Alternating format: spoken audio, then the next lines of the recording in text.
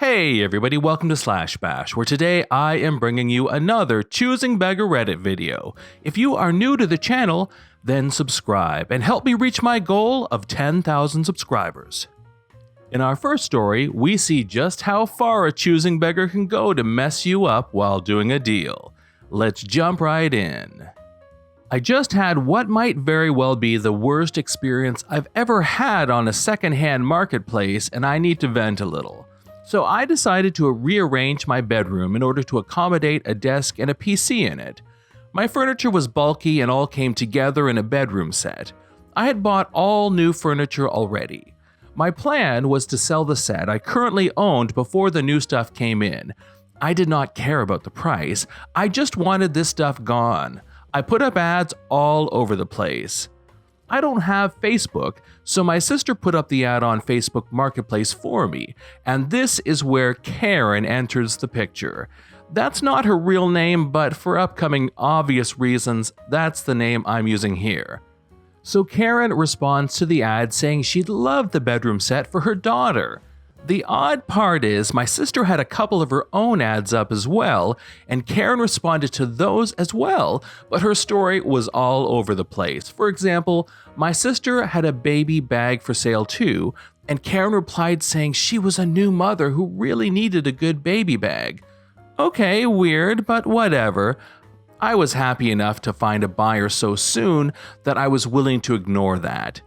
Karen asked to come see the set. We invited her over. While at my house, she kept pointing to some of our other furniture and asking if it was for sale. The majority of it wasn't, and I pretty much had to usher her into my room with the bedroom set. When she saw the items, she complained about the damages, which were noted on the ad, and she really should have known about them. Some of the drawer tracks were broken and they needed a new paint job, but that was pretty much it. Karen then tried to barter down the price for a bedroom set that was dirt cheap already. Whatever, I need this thing gone, so I agreed. She promised to come back and get it Wednesday. This happened on a Sunday. Come Tuesday, and my sister sends a message to touch base with Karen, and that's when we find that she's not coming. She didn't really have a good reason why. She said she was worried about snow, but it was only supposed to lightly snow that day, and it did. But anyway, she said she couldn't come. This is where we start getting upset at Karen, because my sister had canceled plans in order to be home to meet her. She promised to come Thursday. Thursday comes, I was at work, so my sister was there to meet Karen. So the truck Karen brought to move the bedroom set wasn't big enough to transport all of it, so she said she'd take half the stuff now and come back for the rest later. We agreed. My sister helped her load what she could, and Karen was off. My sister then sat at home waiting for Karen to come back for the remaining things. She waited and waited and waited for about 8 hours. Also, Karen had not paid me at this time, so on top of going completely missing in action for a frankly unreasonable amount of time, we were starting to get fearful that she stole my things. The stuff was picked up mid-morning, and it wasn't until the late evening that we were finally able to reach Karen. Turns out, the reason she was missing in action for so long was because she took a nap while we were waiting for her. We got upset with her again, and according to Karen, we really shouldn't have expected her because I never said I was coming back today. But when someone says they'll be right back, what the hell are we supposed to think? We reminded her that the stuff absolutely had to be gone Friday morning. My new furniture was coming in that evening, and my room was not big enough to store both sets, nor was there any storage available elsewhere in the house. It's a small place, pretty much every room had a person living in it, and the garage was reserved for my dad's Mercedes. I was not exaggerating when I said I have no room to store them. Then, this genius suggests leaving them in our living room until she's able to come and get it. Like, no, we use that room. We told her that's unacceptable, come ASAP. Now she's unhappy herself since she can't take her sweet time anymore. We finished off the conversation that night, and she e-transferred half the agreed upon amount, saying she'd pay the other half in cash when she picked up the remaining things. Come Friday morning, and guess who flakes out again? Not even a reason given, just now's not a good time. So with the new furniture in, and we got no choice but leave the remaining things in the garage, which we can't do long term at all. We gave her one final chance. Come this weekend or the stuff will be left out on the curb. Whether Karen or the trash collection gets to it first is entirely up to her. Karen arrives Sunday, grumbling the whole time about how unfair we've been to her while loading the things into her truck. We were just standing by and watching her as she and her daughter loaded everything. By this point, no one was in a charitable enough mood to help her, and I doubt she'd even have accepted the help if we did offer.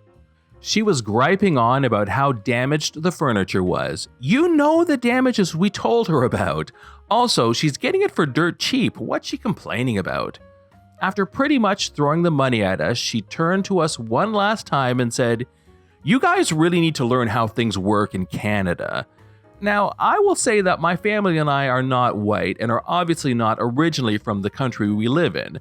My mom in particular has a strong accent when she speaks English. That said, the two people she was speaking to the most, me and my sister, do not have any accent at all, and in fact, having been living here with no issues for almost 30 years. Nah, lady, you're just a witch, and we absolutely let her have it after that. She flipped off right after that. This happened yesterday, and I'm still angry. I really should have listened to my gut when I got the feeling something was off about this woman. Lesson learned, I guess. In story 2, the question is our OP a choosing beggar enabler? Earlier this year, I updated my social media with my current job. I guess that was a horrid idea, because the same day, at least 2 girls that I never really interact with much started DMing me. Guess what they wanted? They didn't call to say congrats on the new job, but they did call about the new job. So now that I am board certified in real estate, I guess that means I can finally do my work for free for my friends. Paying dues is no joke, and that test was hard with the lot and block math problems. 2 different women had the audacity to ask me to get a list of houses in this part of town for no more than this much money, drive them to the houses, show them these houses, and then they would get back with me. One girl even said, "I have 3 felonies. So I need to find a place that is a good part of town, but that will allow felons." What my buddies are asking of me in the middle of the pandemic is pretty much impossible. Housing is more expensive than it has been in the last 10 years in our area. Pretty sure everywhere, to be honest. Believe me, if I found an inexpensive house with the things my friends wanted, I would be buying it for myself, since I'm also in the market. Also, a lot of work goes into this. Not only would I be researching the houses, then I would be driving with my gas all over town showing you people. Third, you are taking time away from me to show property to paying clients. These people who are asking for my help seem to think since I am their friend, I will just do this all for free.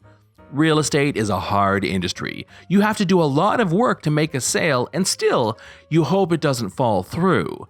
So now we come to why I think I must be some sort of enabler.